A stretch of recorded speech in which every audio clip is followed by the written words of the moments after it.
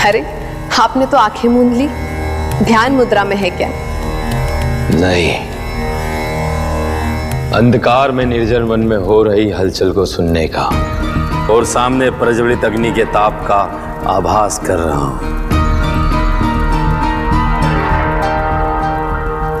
ये तो खुले नेत्रों से भी आभास किया जा सकता है। नेत्र बंद करने की क्या आवश्यकता है? बंद नेत्र मन की एकाग्रता में सहायक होते हैं।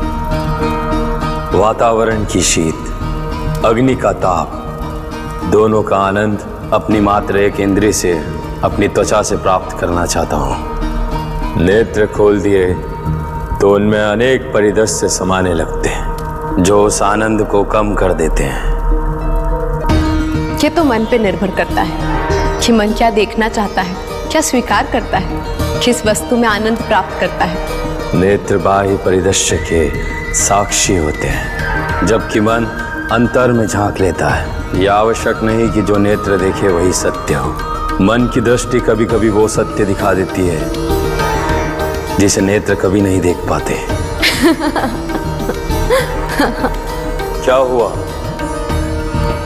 आप एकाएक हंसने क्यों लगी? आप तो दर्शन शास्त्रियों की भांति बखान करने लगे। सभी पुरुष एक ही होते हैं। जो सहज हो, सुलभ हो, उसे जटिल कर देना। जबकि जीवन तो सुंदर है, सरल है, नैसर्गिक है। जैसे वन में ये अग्नि हमें ताप प्रदान कर रही है। इस अग्नि के कारण वन के पशु पक्षियों से बचाव हो रहा है। बस इतना ही। न जाने मन की दृष्टि से कौन सा सत्य देख रहे हैं आप। वातावरण का शीत, अग्नि का ताप, इन दोनों का आनंद अपनी एकमात्र इंद्री। हम पुरुष, हम स्त्रियों की अपने मन में एक छवि बना लेते हैं, फिर तुलना करते हैं कि वो स्त्री उस छवि अनुरूप है या नहीं, उसे स्वीकार करे या नहीं।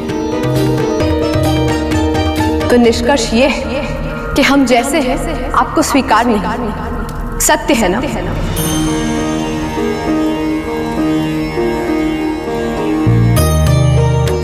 मैं तो नेत्र इसलिए नहीं खोलना चाह रहा था कि कोई बात ना हो, शांति रहे। नेत्र खोलने से दृष्टि मिलती है और फिर कोई ना कोई बात आरंभ हो जाती है। किंतु तुमने तो बिना दृष्टि मिलाए ही बात करना आरंभ कर दिया। वार्तालाप की कला तो कोई आपसे सीखे। अच्छा, तो आपने अपने नेत्र इसलिए बंद कर लिए थे क्योंकि आप मुझसे बात नहीं करना चाहते थे?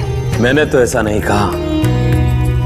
उल्टा मैं तो आपसे यह प्रश्न कहना चाह रहा था, आप स्त्रियां वो कैसे सुन लेती हैं जो हम पुरुष ने कहा भी नहीं। पुरुष कहता कुछ और है और आप स्त्रियां समझ कुछ और लेती हैं। यदि हम मौन भी रहते हैं तो हमारे मौन में भी आप सत्य खोज लेती हैं। क्योंकि हम स्त्रियां गुण होती हैं, हम पुरुषों की भांति अनुमान नहीं लगाती, अपितु हमें अंतर्बोध होता है। जो कहा भी नहीं गया हम उसे वाणी के अभाव से ही सुन सकती हैं, समझ सकती हैं। जैसे उदाहरण के लिए, हम स्त्रियां जब भी आप पुरुषों से कुछ बात साझा करती हैं, आप उसे समस्या जान हमें सहस्त्र समाधान देने लगते हैं। जबकि सत्य ये है कि हमें आपके समाधान एवं सलाह चाहिए ही नहीं।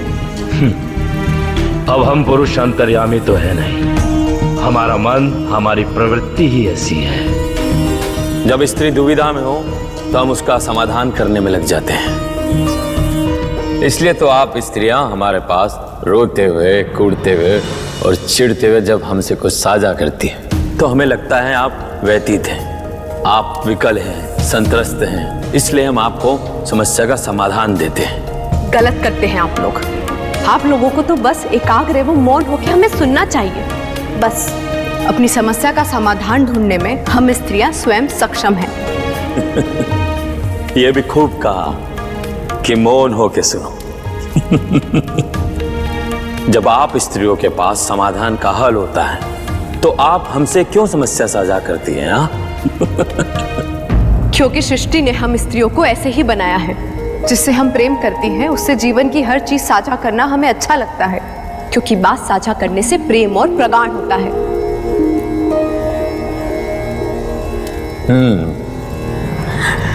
थोड़ी सी बात समझ में आई और थोड़ी नहीं, किंतु तुम बात तो ऐसे कर रही हो जैसे मेरी प्रियतमा हो, जो कि तुम हो नहीं। प्रेम, जानते क्या हो तुम प्रेम के बारे में? तुम्हारे लिए प्रेम क्या है? मैं तो कभी किसी के प्रेम में पड़ा ही नहीं, इसलिए प्रेम क्या है मैं जानता ही नहीं। किंतु प्रतीत होता है मैं शीघ्र ही किसी के प्रेम बंधन में बंधने वाला। बातों को घुमाओ मत, सीधा सीधा उत्तर दो। प्रेम से तुम्हारा क्या आशय है? जानते भी हो प्रेम क्या होता है?